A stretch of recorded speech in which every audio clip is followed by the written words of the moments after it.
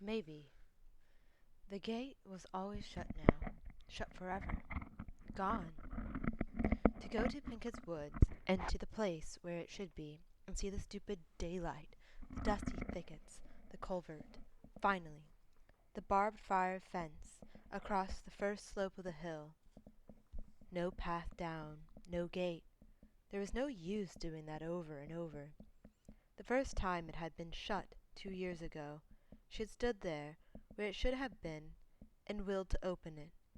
Willed it to be open, commanded it to be, and come back the next day, and the next, and crouched down, and cried. Then after a week she had come back, and the gate was there.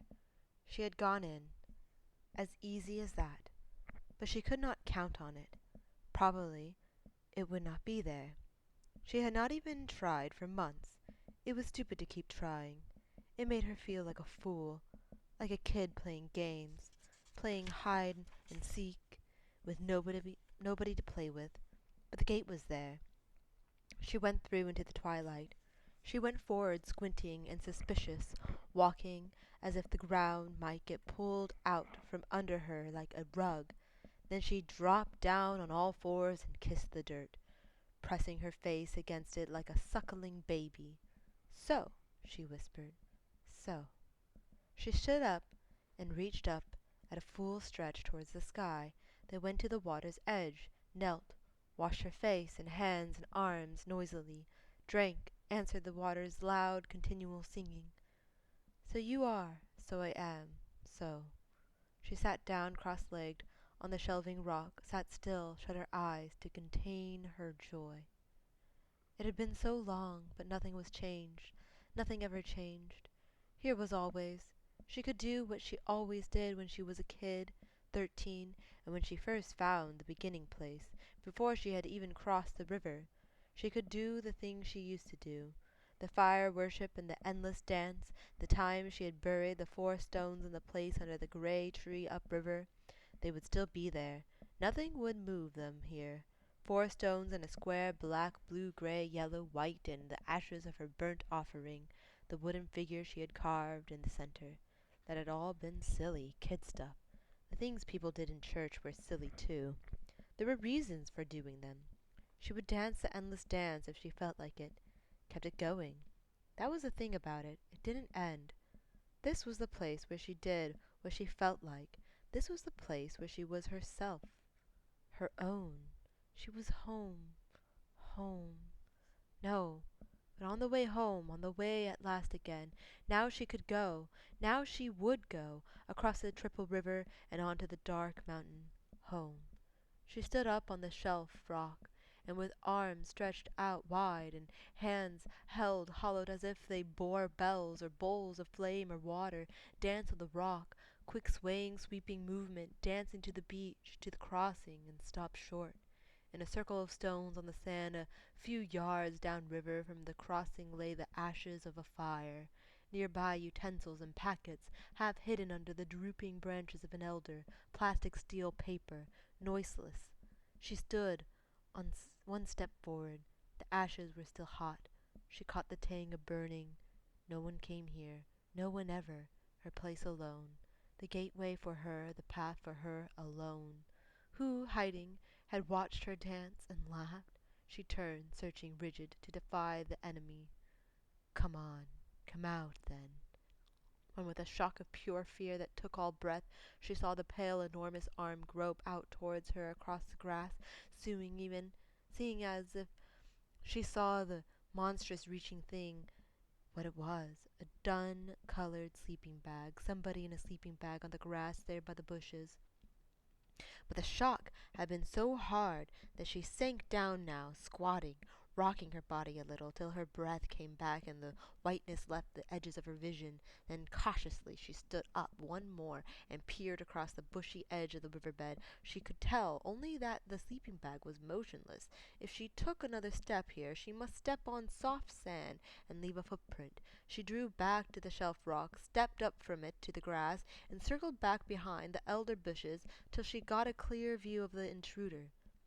A white, heavy face blinked out by sleep, jaw slack, light hair loose, the long mound of the bag like a sack of garbage, like a dog turd lying on the ground of the beloved place, the ground she had kissed, her own, the ain country. She stood there as motionless as a sleeper. Then she turned suddenly and went quick and light, noiseless in tennis shoes, to the crossing and across in the familiar patterns of rock to rock above the merry water, up the far bank and off on the south road, going a traveller pace, not a run or trot, but a fast, even light-foot walk that put the distances behind her. As she went, she gazed straight ahead for a long way, a long time. There was no clear thought in her mind, only the backlash of terror and anger, and that gone the dry emptiness she knew too well, whatever one called it. Maybe it was grief. There was nowhere to go, nowhere to be, even here no peace or place, but the way she went itself said, "You're going home." Her skin touched the air of the ain country, her eyes looking into the dusk forest, the rhythm of walking up the upslopes, the downslopes, the rivers, the long rhythms of the land quieted grief, filled emptiness at last. The farther she went to the twilight, the more wholly she belonged to it, till all thought of the daylight world was gone, and even the memory of the intruder at the beginning place was dulled, her mind tuned to what was about her. As she walked into the goal of her walking, the forest darkened, and the way grew steep. It was a long time since she had come to Mountain Town, and a long way. She always forgot how long, how hard. When she had first found the way, she used to break the journey with a sleep at Third River, at the foot of the mountain. Since she was 16, she had been able to get to Tambria, Brezi, all in one pull, but a tough one. Up the steep, dark slopes, and up and on, always farther than she remembered. She was footsore, leg-weary, and very hungry when she came at last to the clear road and the long turning. But that was the joy of it, to come there worn out, craving food and warmth and rest, glad to the heart to see the lighted windows and the cold sweep of mountainside and sky, and smell the wood smoke of the fires, the smell that from the ancient beginnings whispers, "You're coming out of the wilderness, coming home," and hear the voices speak her name. "Irina!" cried little Adavan in the street in front of the inn yard, startled at first, then breaking to a smile and a shout to her playmates. "Irina Tailohadji, Irina has come back." Irene hugged and swung the child till she squealed, and the troop of 4 little ones all shrieked in their sweet thin voices to be hugged and swung, dancing about her till Palizat looked out of the courtyard to see what the commotion was, and came forward, wiping her hands on her apron, calm, and saying, come in, Irina. You've come a long way. You'll be tired." So she had welcomed Irene the first time she ever came to Mountain Town, 14 years old, hungry, dirty, tired, frightened. She had not known the language then, but she had understood what Palizat said to her. "Come in, child. Come home." The fire was burning in the big hearth of the inn. An excellent perfume of onion, cabbage, and spices pervaded the rooms. Everything was as it had been, as it ought to be, with a couple of improvements to be admired. The floors were covered with a reddish straw matting, instead of sand scattered on the bare wood. "That's nice. It's warmer," Irene said, Palizat pleased, but judicious. "I don't know yet how it will wear. Let's have some light in here besides the fire. Zephyr, Irina has come. Will you stay a while with us, Lavadja?" Child. The word meant dear child. They added the adja onto names too, making them endearments. It pleased her deeply when Pelazat called her that. She added, having already resolved to spend 12 days here, overnight on the other side of the gate. She was trying to arrange the words for a question, and they did not come at once, for it had been months since she spoke the language. "Palizat, tell me, since I was here, has anyone come on the south road?" "No one has come on any road," Palizat said, a strange answer, her voice calm and grave. Then Zephyr came up from the cellars with cobwebs in his thick black hair, a baritone man, the same size from chest to hip, so you could have made round sections of him like a tree trunk. He hugged Irene, shook both her hands, rubbling joyfully. A long while, Arun Ajra, a long while, but you've come. They gave her her favorite room, and she helped Sofur carry up wood for the hearth fire there. He laid it and lit the fire at once to warm and air the room, which felt as if it had not been used for a long time. There were no other guests staying at the inn. In itself there was nothing unusual, but she began to notice other indications that few travellers and little trade had been coming to the inn. The big pewter beer cans hung in a row along the wall had not been taken down and used lately, from the look of them, for a boisterous tradesman, even, or to welcome a party of cloth buyers up from the plains. She went out to see what beasts were in the inn stable, but there were none, the stalls and mangers empty. Despite Sopher's excellent cooking, the food at supper was coarse, and there was none of his fine wheat bread with it, only the stiff, dark porridge made of the grains they grew here on the mountain. About Sofur and Parizot there was some air of trouble or constraint, but they said nothing directly about the lack of business, and Irene found she could not ask them. With them she was the child, still welcome and cherished because she had no part in their adversities and cares, so it had always been heart's holiday for her with them, and she did not know how to change that if she wanted to. As always, then, they talked of nothing important, the important thing being their love. After supper, a few townsfolk came in to spend the evening. Sopher attended her bar in the big front room for the men. The women joined Parizade by the fire in the snug room of the kitchen. They drank the local beer and chatted. Old Cadet knocked back a quarter pint or so of apple brandy. Irene had a very small mug of the beer, which was powerful stuff, and helped Parizette sew patchwork. She detested sewing, but this work with Parizette was an old pleasure. One of the things she thought of with yearning from the other side of the gate, the scraps of soft coloured wool, the firelight and lamplight, Palizette's long, grave, mild face, the women's quiet voices and Tadnit's huffing laugh, the buzz and grumble of the men talking in the other room, her own sleepiness, the stillness of the great old house overhead, and the quietness of the streets of the town, of the forest beyond the streets. When the lamps were lighted and the curtains and shutters closed, it always seemed that it was night outside. She did not open the shutters of her bedroom window till she got up after the night's sleep, when the unchanging twilight looked like the dusk of a winter morning. So the townspeople spoke of it, saying morning, midday, night. Learning their language, Irene had learned these words, but they did not always come unquestioned to her tongue. What meaning could they have here?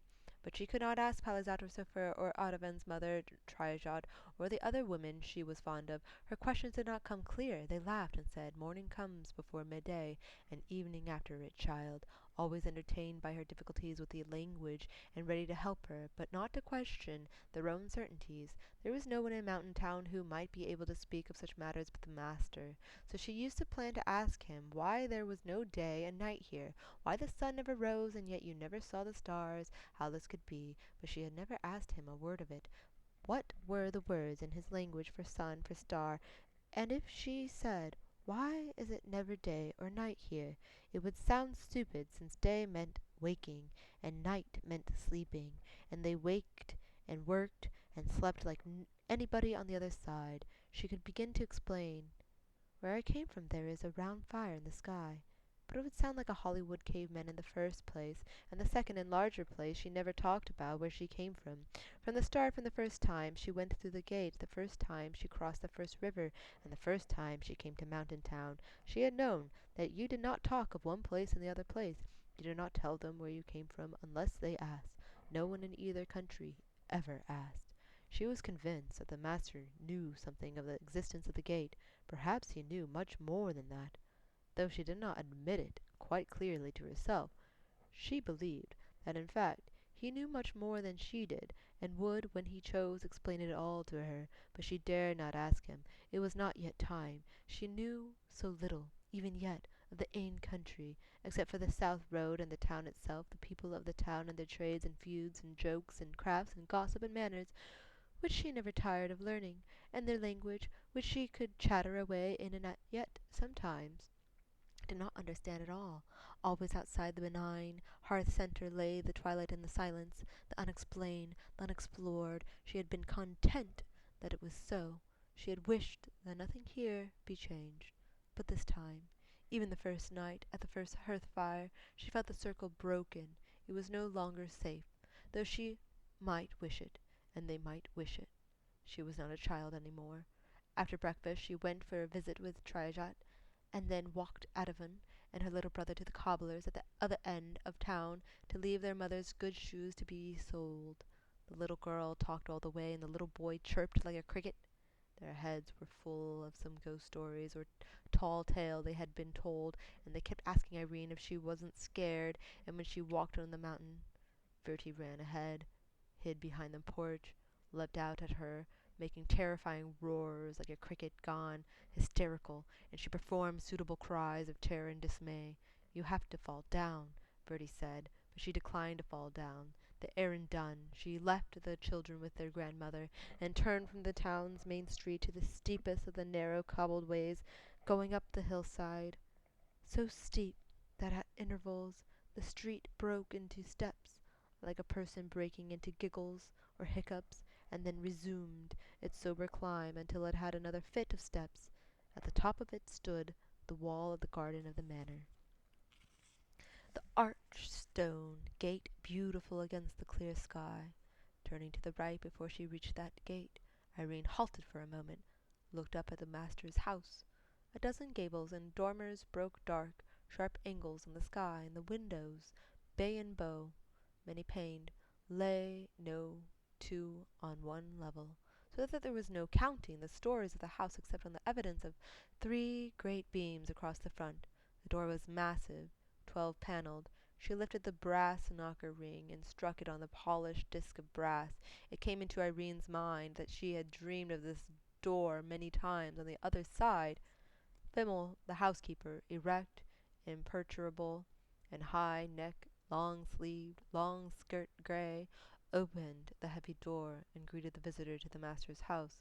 Fimmel never smiled. Irene had always been in awe of her. She noticed with a sense almost of disloyalty as she followed her that Fimmel's hair had gone white and that her stiff figure was thin, the body of a frail aging woman. They came into the hall of the house. This was the centre of it all, this high room, facing the long wall of panelled oak where 12 high, leaded windows looking out upon the terraced garden. The sparse furniture was carved oak, the carpets of local weave, crimson, orange, and brown, warming the room even when the candles were not lit and there was only the clear, constant twilight from the windows. In each end wall was a huge stone of chimney-piece, and on each of these, high over the wide hearth and the mantel, hung a portrait. A stiff, melancholy lady stared with round black eyes down the length of the room at her lord, who concealed the hand of a crippled right arm inside his coat, and scowled blackly back at her. To right of that farther hearth, near the door to his offices, the master stood in conversation with the stone-cutter Gahier. Seeing Irene enter with the housekeeper, he stared with that black, ancestral scowl. Then his face changed. He turned from Gahier and strode down the long room to her, his hands held out. "Irina, you've come." Such welcome as she had imagined from him, in daydream, often, but not in expectation, and not wondering what came next. The master or mayor of Tembria Brezi was a spare, swarthy man with a hawk nose and dark eyes. He wore black, rusty, neatly amended, homespun black trousers, vest, and jacket. A harsh man, a dark man. She had loved him since she first saw his face. He brought her out of the hall into his offices, where a fire burned and the curtains were drawn as if against the grey of a day of winter. He set her a chair, aided by the dignity of her clothing, the dark red skirt and homespun blouse that Palazet kept for her. She sat down without awkwardness. He stood beside the high desk where he worked standing. He was a man one seldom saw sitting down, turned his intense look on her.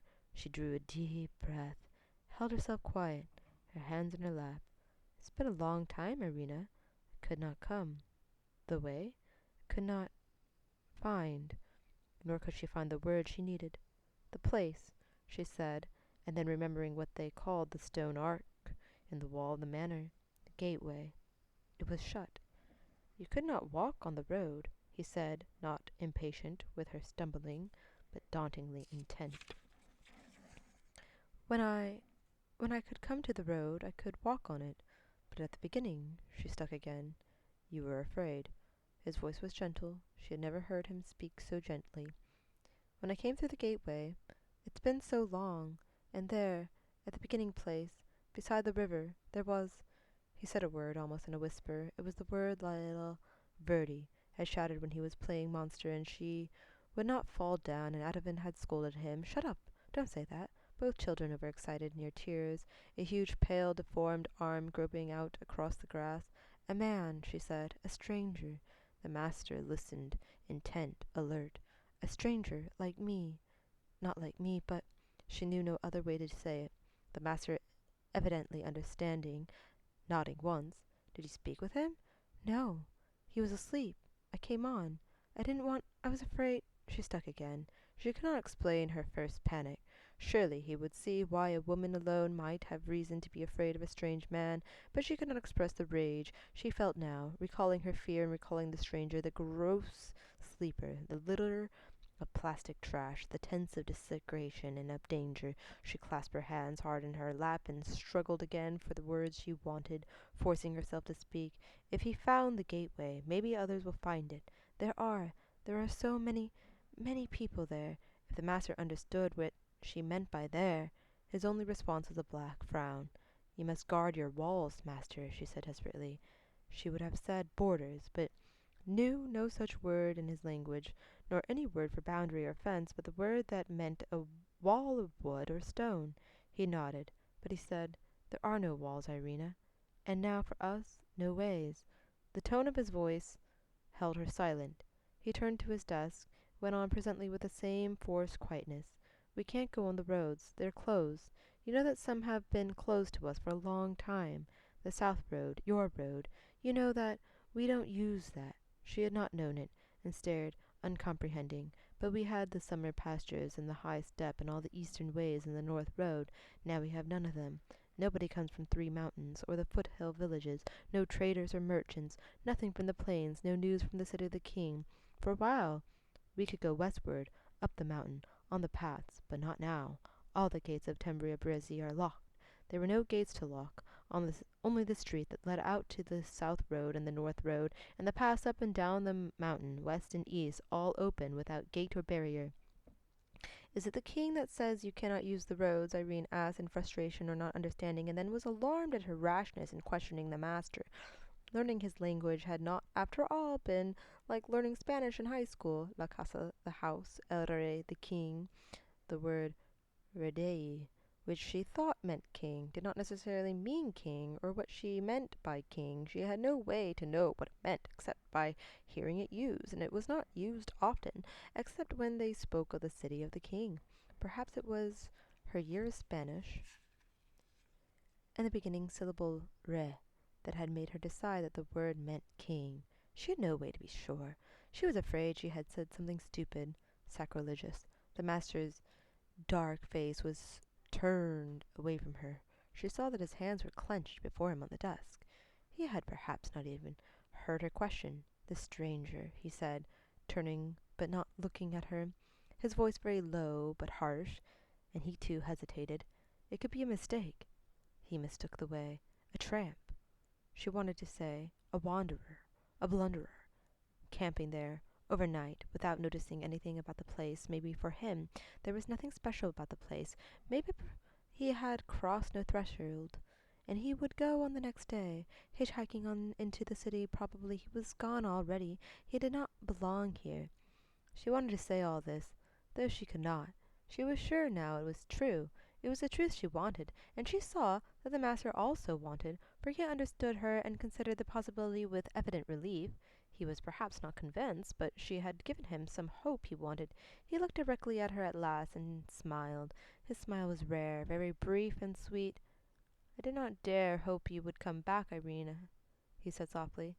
If she had spoken, all she could have said was, I've always loved you, but she could not, and there was no need to. He knew his power. He was the master. Will you stay with us? He asked. Did he mean for good? His tone was restrained. She was not sure what he meant. As long as I can. But I must go back, he nodded. And then, when I try to come back, if the gate is shut down again, it will open for you, I think. His eyes were strange, dark as caverns. Nothing he said changed that inward gaze. But why? Why? When you know the answer, there's no question. When there's no answer, there's never was a question. It sounded like a proverb, and his voice was dry and a little mocking. That was the way he had used to talk to her. His return to it comforted her. That is your road, he said. He turned to his desk again, adding almost indifferently, the south road and the north. Could I go north? If something is wrong, could I go ask for help? Carry a message? I do not know, he said, only glancing at her. But there was a flicker of praise or triumph on his face, and it was that stayed with her after he had taken her, in accordance with the sedate ways of the house, to greet his mother, and have a little formal collation and conversation with her, and after she had left the house, and returned to spend the day with Trejat, for the first time she thought he wanted something of her. There was something she could give him, if she could find what it was. She had come closest to it when she spoke of going north. He had turned their talk away from that at once, but not before she had seen the flicker of pleasure, of praise. If only she could understand him better. She must take seriously what he had said, half mockingly, about questions and answers.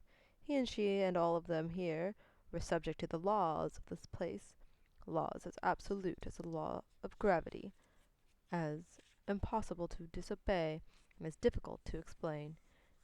He had told her, if she understood him at all, that none of the townsfolk could leave the town prevented by some power or law, but it was possible that she, since she could come to Tambria Brasi, might be able to leave it. Or perhaps he had meant that, being from outside the land, she was outside its laws, and need to not obey? Was that what he had meant? But she would obey him. He was her law. If she could please him, if she could find what he wanted, if he would ask, so that she could give. This was the longest she had ever stayed in Mountain Town. In the old days, her visits had been frequent but short. Now that she could spend a week or a fortnight, a night or a weekend on the other side of the gate, if she chose to. The gate had mostly been closed to her. All her longing had been to find it open, to come through. Now she was here, settled in, living at the inn and working with Sophia and Paulette as always, visiting with her friends, playing with their children, all as always sat her down to table. If they were eating, put her to work. If they were working, made her at once, and entirely at home. That had been the bliss of the old days, and was still a pleasure, but it was no longer enough. It seemed to her now that there was an element of falseness in it, of pretense. The peace she felt here, the homeliness, was truly theirs, but not hers. She came and would leave again, no true part of their life. They did not need her help in their work. They did not need her, unless, as the masters had suggested, or had he, she could help them not by coming here, not by being here, but by going on farther. No one but he had yet spoken of there being anything wrong, so that at first she thought little about it. Then as she noticed that, in fact, no one came to the town, no one left the town, that they were taking the flocks only to the nearer pastures, that there were shortages of salt, of wheat flour, that when Trajat lost her good sewing needle she was upset, and looked for it for days. She noticed this and that. The other thing she realized, that what the master had said was true. All the roads were closed. But why? By whom? By what? She tried once or twice to speak of the matter with Trajat, with Sopher. They avoided answering. Sopher with a meaningless laugh, Trajat with such open fear that Irene knew she could not bring the subject up again. It was a taboo, or a dread, so deep they could not speak of it at all. They spoke of nothing but the day's doings, and pretended that nothing was wrong. And that was the falseness she felt, the discomfort. They did need help, but they would not admit it. What would it be like to go on from Tambria Bresi northward down to the plains? A couple of years ago, a long Sunday on the other side, she had gone with Sofer and old Hobin the merchant and his crew in a train of tiny donkeys laden with woven goods, first to a village, a day's walk north over the shoulder of the mountain, and then on to the town called Three Fountains in the northeastern foothills. They had stayed there 2 days to trade and then come back, 6 days' journey altogether. She remembered where the road to Three Mountains turned off eastward, and the north road went straight on towards a dark pass. How far down from there to the plains? How far across the plains to the city they spoke of? She had no idea. Many days walking, no doubt, but she could not take food, and there would surely be villages or towns along the way, so she could cross the long twilight lit plains and come to the city and ask help for Tambir Brezi if they would send help. Or was she forbidden to go onto the roads too? But they had no right to forbid her. If the master asked her to go, she would go. He did not send for her. She grew impatient and restless. She could not understand her friends here going about their work and never talking about what was wrong, like people with cancer saying, I'm fine, like her own mother always saying. Everything is all right. She did not want to think about that here. She resented having to think about it. Why didn't they talk about it? Why didn't they do something? What were they waiting for? Alas, the master sent for her to come to a gathering at his house. She had been asked to such gatherings before. Business was largely carried on at the inn, in the public room, but decisions involving more than trade were taken during unhurried, long-drawn out chin-rubbing conversations in the hall of the two hearths. Both men and women came, and not always, but often, the lord of the manor and any visitors from other towns who were people of substance or manners. The master's mother, Dermornant, white-haired, dark-eyed, sat in state in a velvet armchair under the portrait of the ancestor with a withered arm. If there were not many guests, most gathered about her, leaving the other hearth for private conversations. When there were more people, a group formed at each end of the room. This evening a quiet circle of women and several young men drawn about the velvet armchair, while 3 or 4 elderly men pontificated at the master at the other hearth. There were, of course, no strangers there this night but Irene. She stayed in the party with the master's mother until he came by, signaling both of them with a glance. Lord Horn had come. Dermornant gathered up her skirts and rose to greet the visitor, making him a full curtsy, after which the other women bobbed at him. Lord Horn was a thin, stiff, grey man. He made a brief, stiff bow. Not even the spectacle of the tiny, self-important old lady performing a superbly self-important curtsy uncreased the cold folds of his face. His daughter, a pace behind him, blonde, dressed in pale silks, bowed and smiled palely, and they passed on. Their function, Irene thought, was to be bowed to and to bow. They were figurehead people, empty titles. The master of the town was the one called Master Dao Sark, but they were old-fashioned people here and kept to old ways and habits, and so they thought they had to have a lord. The master had glanced at her again in passing, and she soon followed him. At the second hearth, the townsmen, who had been croaking away like a pond of bullfrogs, now stood solemnly about. Lord Horn listened without expression, to all appearances without interest, to something the master was telling him. The daughter had sat down, characteristically selecting the only uncomfortable chair in the room, a stiff, spindly piece covered in faded brocade. She sat bolt upright and motionless, but between her pastel insipidity and Horn's dull coldness, the master's face was bright and dark as the embers of the fire. The masters tell me, the Lord Horn said to Irene, and paused, looking down at her as if from a distance, from a tower several miles off, with bleared windows through which it was hard to see clearly. Sark tells me that you met another traveler on the south road. I saw a man. I did not speak to him. Why? Said Lord Horn, and paused again while he got his slow, cold words together. Why did you not speak to him? He was asleep. He was. He did not belong here. Her need for words was hot and hasty. She grabbed at the nearest one. He was a thief. Another long pause. hard to endure. Lord Horn's grey eyes, which had put her in mind of tower windows, did not look at her any longer, but he spoke again.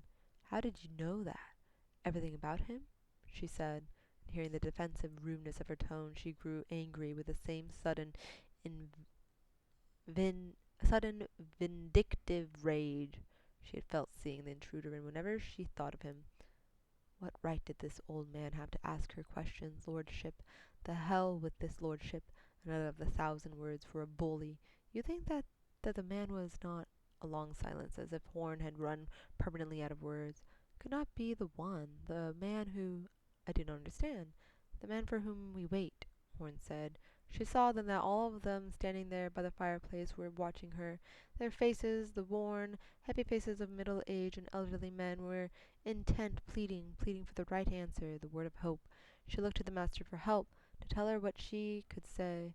His face was set, unreadable. Did he, all but imperceptibly, shake his head? The man for whom you wait, she repeated. I do not understand. What are you waiting for? Why wait? I can go.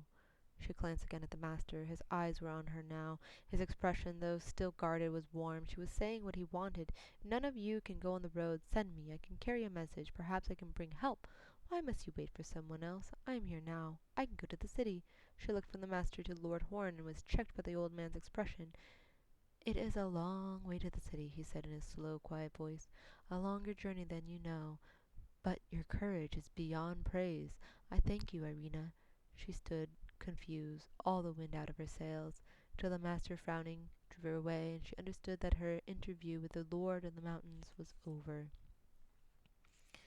Alone in her room, early before her departure, she opened the shutters and watched the dreaming twilight over the roofs and chimneys of the town. She was still warm from bed. She wanted to sleep longer. She wanted to stay longer. When she left, would the gate close again? When would she be able, would she ever be able, to come back? The reason why she must go was remote, meaningless. She had been gone a whole night now, and if she did not yet back to the department be 7 in the morning, she would be late to work. Work, apartment, night, morning, none of it made sense here. Words without meaning. Yet like the force or fear that kept the townspeople from leaving their town, senseless as it might be, it must be obeyed. As they must not go, so she must. As always, Paulette and Safar were up to the breakfast with her before she left, and Safar had a packet of bread and cheese for her to take on the long walk back to the gate.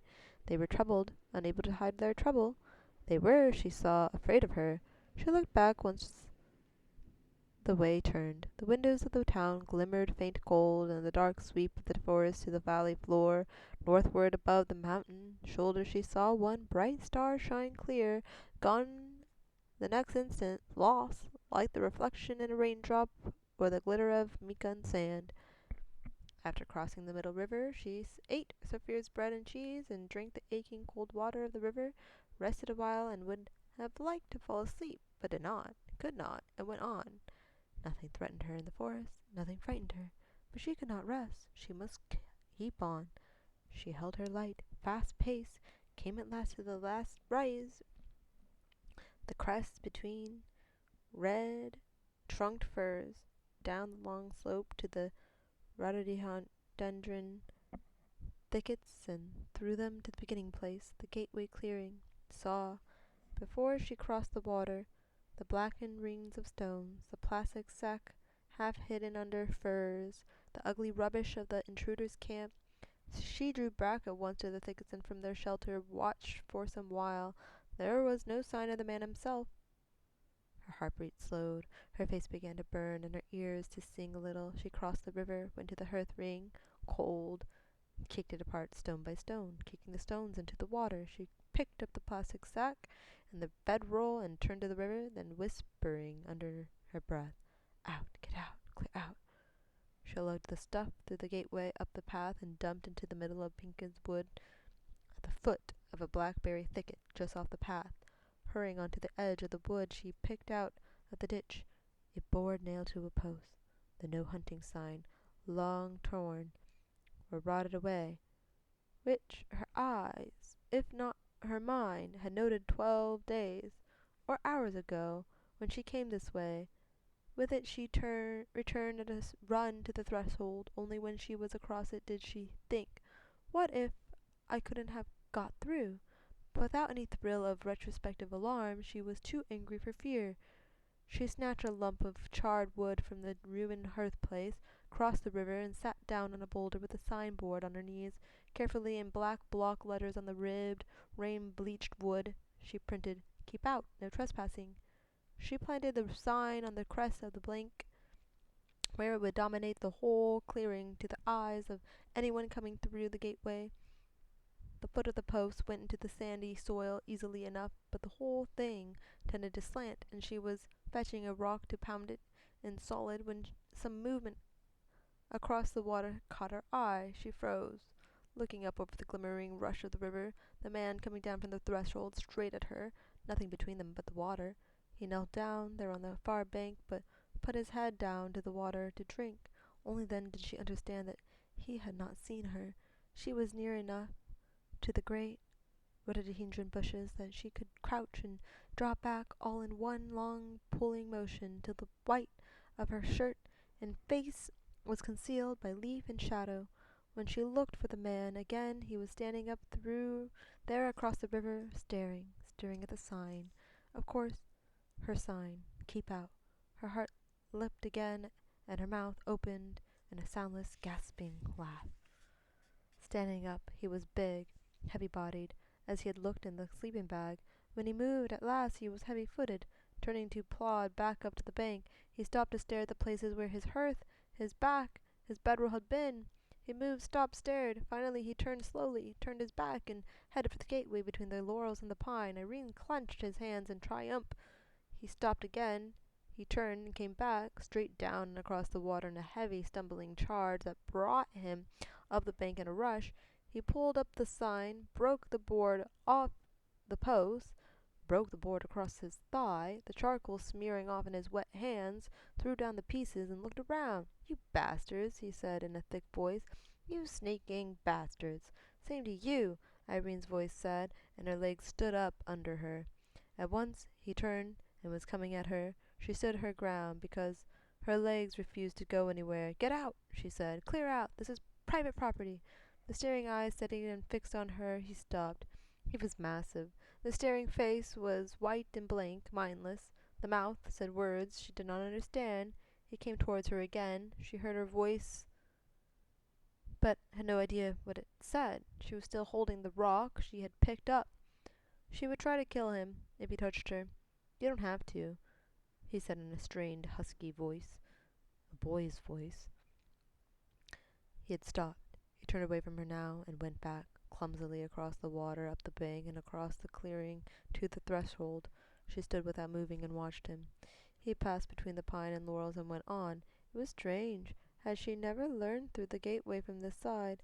The path that went up to so steep and dark in the daylight looked level and open. From here across the water it looked no different from the paths of the twilight land. She could see along it for a long way in the dusk under the trees, and could see the man walking down it, still walking away under the trees in the grey, unchanging light.